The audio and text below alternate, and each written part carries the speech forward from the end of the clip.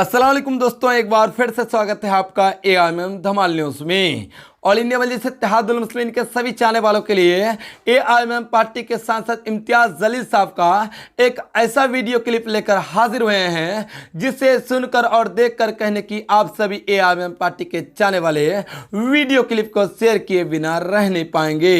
जी हाँ दोस्तों, आपको पता चल कि AIMM पार्टी के औरंगाबाद के सांसद इम्तियाज जलील साहब ने एक ऐसा भाषण दिया है जिससे सभी अनभक्तों और जुम्मनों के खेमे में हलचल मचना शुरू हो गया है। और वहीं पे अपने भाषण से आरे हाथों नरेंद्र मोदी और अमित शाह की भी कहीं न कहीं सारी हेकरी निकाल दी है। और वहीं पे कहीं न कहीं सभी मुद्दों को लेकर इम्तियाज जलील साहब ने सभी जनता के सामने में बड़ा ऐलान कर दिया है, जिससे पूरे भारत की सियासत में कहीं न कहीं हलचल मचता हुआ दिखाई दे रहा है। तो दोस्तों आइए सुनते हैं आखिरकार क्या कुछ कहा AIMM पार्टी के सांसद इम्तियाज जलील साहब ने अपने भाषण में, जिससे अनभक्तों और जुम्मनों के खेमे में कहीं न कहीं हलचल मचना शुरू हो गया है। तो दोस्तों आइए सुनते हैं। मोदी, ये मुल्क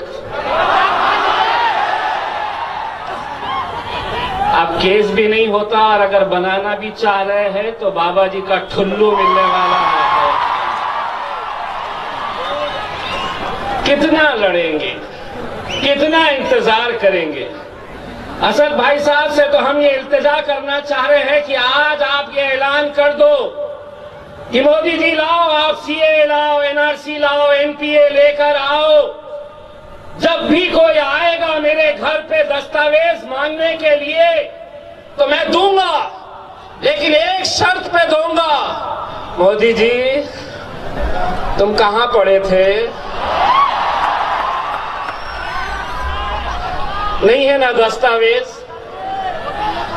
इतना ही नहीं, मैं दूंगा दस्तावेज अगर मोदी जी आप ये बताए कि आखिर ये चाय आप बेचते कहां थे, कौन पिया है आपके हाथ की चाय। मैं बोला तेरे अध्यक्ष ने तो भाषण दे दिया है, अब मेरे अध्यक्ष का भाषण सुन। और जब मेरे अध्यक्ष ने भाषण देने के लिए खड़े रहे तो एक ऐसी चिंगारी वहां पर लगी कि पूरे मुल्क में आज एक ऐसा माहौल तैयार हो गया।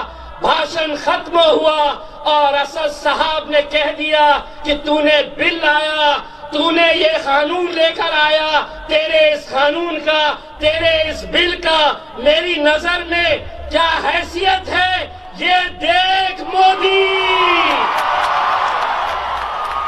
ये देख अमित शाह। उनको तब समझ में आया कि बाप बाप होता है। बहुत बहुत शुक्रिया।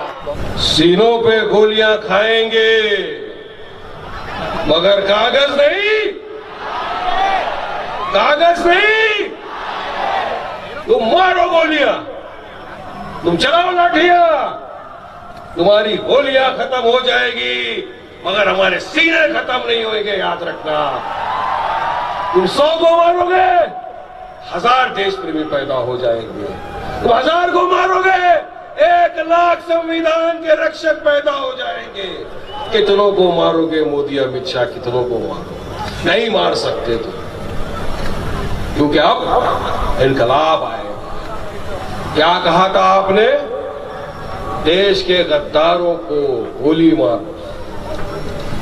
अरे ये जो प्रदर्शन कर रहे हैं, आज संविधान को बचाने के लिए जो लड़ रहे हैं, क्या आपको ये गद्दार नजर आता है? अरे ये असल देश प्रेमी है। ये वो लोग हैं जो संविधान को बचाने निकले हैं। ये वो लोग हैं जो सेक्युलरिज्म को बचाने निकले हैं। ये वो लोग हैं जो हमारे देश की डेमोक्रेसी को बचाने निकले हैं। और तुम कहते हो कि ये देशद्रोही गद्दार है। शर्म करो। अगर संविधान को बचाना गद्दारी है तो हाँ, वारिस पठान गद्दार है, आओ मुझे गोली मार। अगर डेमोक्रेसी को बचाना गद्दारी है तो हाँ आओ, वारिस पठान गद्दार है, मार के दिखा दो गोली। तुम डरने वाले नहीं है। 1.25 मीटर सफेद कपड़ा गाड़ी में लेके घूमते हैं मोदी अमित शाह, याद रखो। जब आएगी चले जाएंगे, मेरा तो ईमान इसी बात पर है ना, लिखा हुआ है वक्त। मगर आज मेरे देश के डेमोक्रेसी का सवाल है, मेरे देश के संविधान का सवाल है, और अब हम पीछे नहीं हटेंगे। मेरी तरह हिंदुस्तान में मेरे ऐसे सैकड़ों भाई बहन हैं कि जिनके घर पे अगर इल्यूमिनेटर गया तो मेरी बहन दरवाजे पे खड़े रहकर बोल देगी, चल यहां से जा, मेरा नाम झांसी की रानी है, चल। क्या करेंगे हम? लाखों करोड़ों लोगों को एक साथ रास्ते पे खड़े रह के गोली मार देंगे क्या? हमको गैस के चेंबर में डाल देंगे क्या? नहीं, तुम में ताकत नहीं है, क्योंकि तुम झूठ की बुनियाद पे लड़ते हो, झूठ की बुनियाद पे आगे बढ़ते हो, और हम हमारे जज्बे से आगे बढ़ते हैं, हम हमारे ईमान के खातिर आगे बढ़ते हैं, हम दिल में ईमान और जुबान पे हमारा कलमा ला इलाहा इल्लल्लाह मुहम्मद रसूलुल्लाह लेके आगे बढ़ते हैं। इसलिए हमारे दिलों में डर खौफ नहीं होता किसी के लिए, और डरने और घबराने का नाम मजलिस इत्तेहादुल मुस्लिमीन, ये तो हम सबने देखा। अभी इम्तियाज भाई ने आपके सामने बताया क्या हुआ था पार्लियामेंट में, वो तो मौजूद थे। पूरे देश ने देखा कि जब ये काला कानून पार्लियामेंट में लाया गया, ये बिल लाया गया, तो 500 के बीच में कौन था जो एक वाइट शेर बन के खड़ा हुआ और बिल को फाट फाट फाट पचन। वैसी जमात का मैं एक सिपाही, हम ऐसी जमात से जुड़े हुए, और आज पूरा देश, पूरी दुनिया ये बात पे आगे चल रही है कि अब हमको संविधान बचाना है और ऐसे बहादुर शेर का साथ देना है। याद रखो, अगर हमको आगे बढ़ना है तो ऐसे इंसान के साथ चलो जो हमारी आवाज बनके पार्लियामेंट हो या टीवी हो या पब्लिक मीटिंग हो, जलसे हो, कहीं भी हो, अपनी आवाज बुलंद करे और इनको आंख से आंख मिलाकर इनको टक्कर दे, ऐसे इंसान का साथ दे। याद रखना, देश बड़े नाजुक मोड़ से गुजर रहा है। लोगों के ऊपर ऐसे अल्फाज यूज करते हैं देश के गद्दारों को, उन पे केस भी बुक नहीं होता।